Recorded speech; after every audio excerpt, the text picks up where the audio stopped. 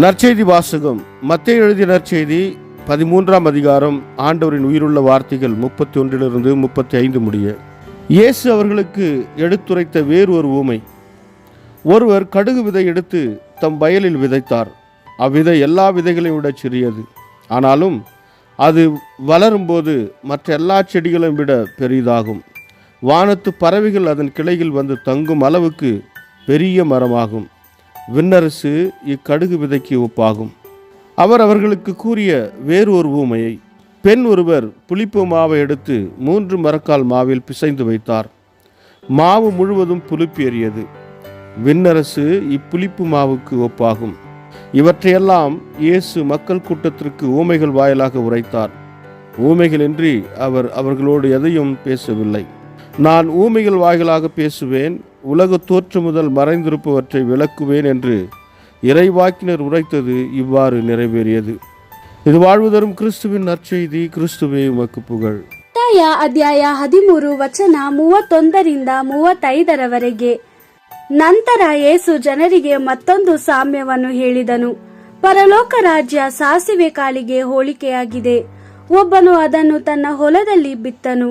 ಅದು ಎಲ್ಲ ಬೀಜಗಳಿಗಿಂತಲೂ ಸಣ್ಣ ಬೀಜವಾಗಿದೆ. ಆದರೆ ಅದು ಬೆಳೆದಾಗ ತೋಟದ ಗಿಡಗಳಿಗಿಂತಲೂ ದೊಡ್ಡದಾಗಿರುವುದು.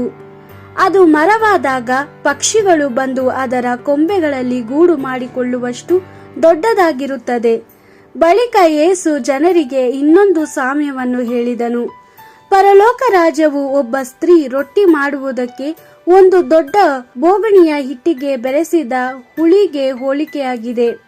ಆ ಹುಳಿಯು ನಾದಿದ ಹಿಟ್ಟನ್ನೆಲ್ಲ ಉಬ್ಬಿಸಿತ್ತು.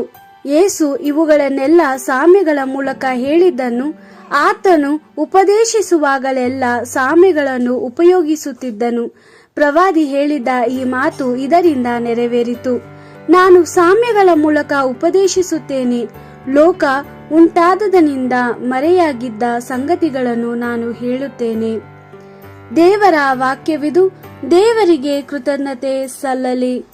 Gospel according to Matthew chapter 13 verse 31 to 35. Jesus put another parable before them. The kingdom of heaven is like a mustard seed which a man took and sowed in his field.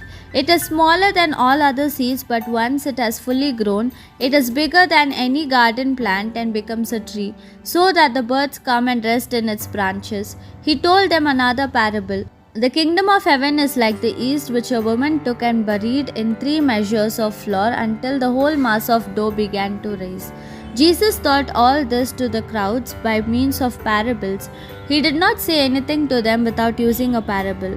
So what the prophet had said was fulfilled. I will speak in parables, I will proclaim things kept secret since the beginning of the world. The Gospel of the Lord. Praise to you, Lord Jesus Christ.